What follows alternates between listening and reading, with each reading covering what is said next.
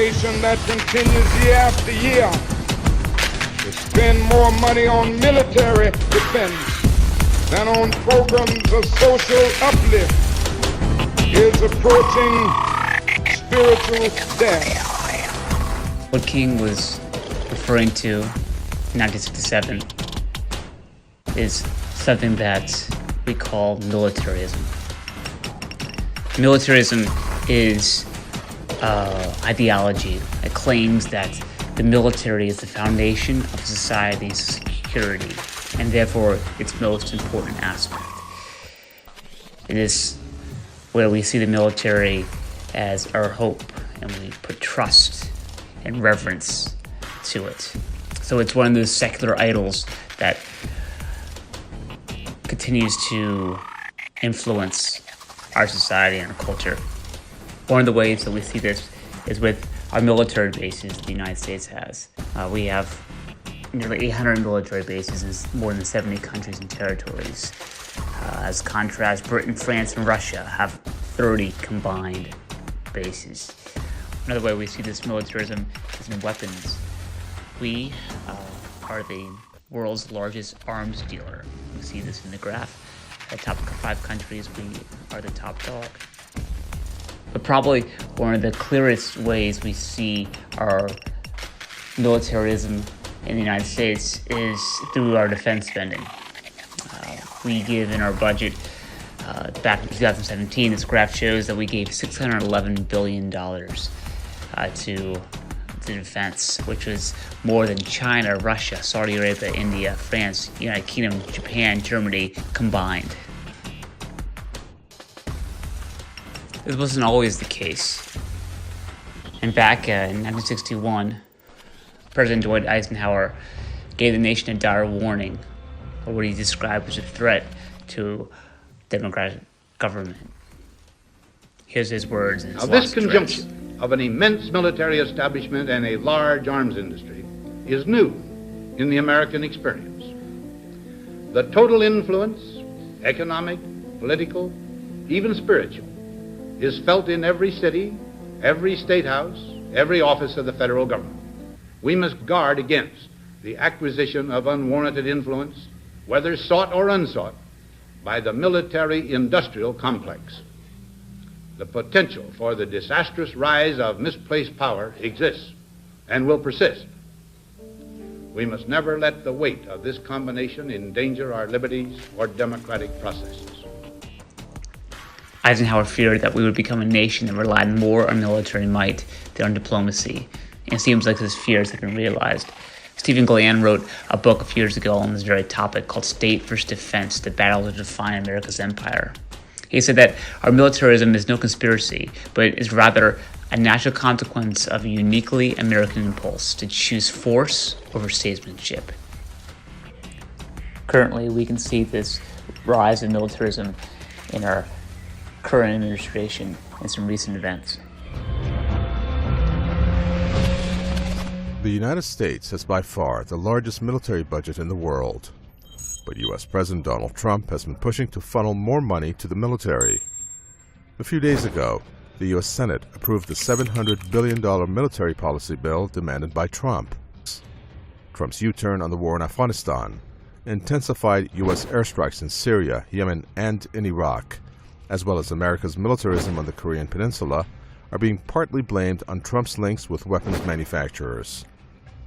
The United States' massive arms deal with the autocratic regime of Saudi Arabia was another gift from Trump to major arms companies. The military-industrial complex has been enjoying a booming business under Trump, but its insatiable appetite is hard to satisfy. The U.S. administration seems to be aiming for even more funds for the armed forces, with top defense officials again complaining of financial woes. Sadly, our reverence, trust, and reliance on our military starts at a young age. Junior Reserve Officers Training Corps flourishes in some 3,500 American high schools, even some middle schools. Not too long ago, the U.S. military built a giant video arcade where children could immerse themselves in high-tech warfare. Not surprising, the U.S. is not alone in its idolizing of its military. In Russia, thousands of government-funded clubs are producing what is called military patriotic education for children. In fact, a few years ago, the Russian government opened a vast military theme park, frequently referred to as a military Disneyland. Those attending the park's opening found that the rows of tanks and armored personal carriers, shooting of guns, and missile launching systems were all very deeply moving.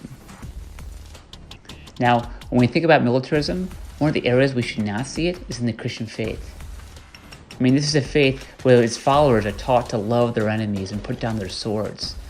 In fact, out of obedience to Jesus, for the first several hundred years, the early church actually refused to join the military. Boy, how things have changed. A few years back, I remember walking in a BIC church, and I was just shocked to see a framed picture on the wall next to an American flag, a B-52 stealth bomber, and a Bible verse next to it. Sadly, this is fairly common in today's church, as identifying battlefield deaths with sacrifice of Jesus is part of a broader effort to blend American militarism and Christianity.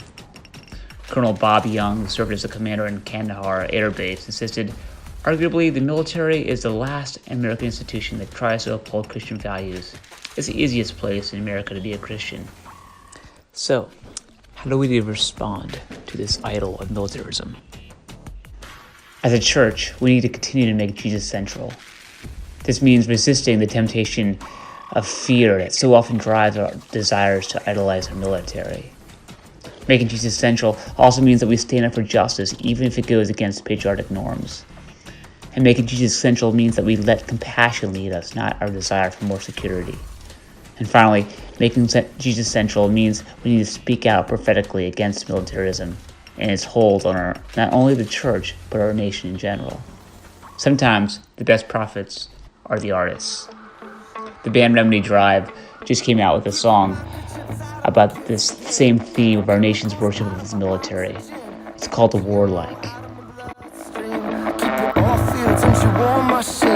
Must we be the first and the strongest? Industry and military complex. You can't take the prophets out of context. You can't love mercy if you love conquest. I'm not joking here. Something's broken here. I just hope it's clear. It's just smoke and mirrors. They're just stoking fear.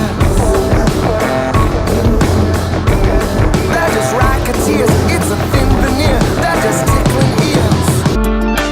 Why are we so alive? Come home, America. I call on Washington today. I call on every man and woman of goodwill all over America today. Why are we so alive? You talk so casually of endless battles, factions, and schisms. Can't you see the casualties of your hyper-nationalism? Church today, take a stand on this issue. Tomorrow may be too late.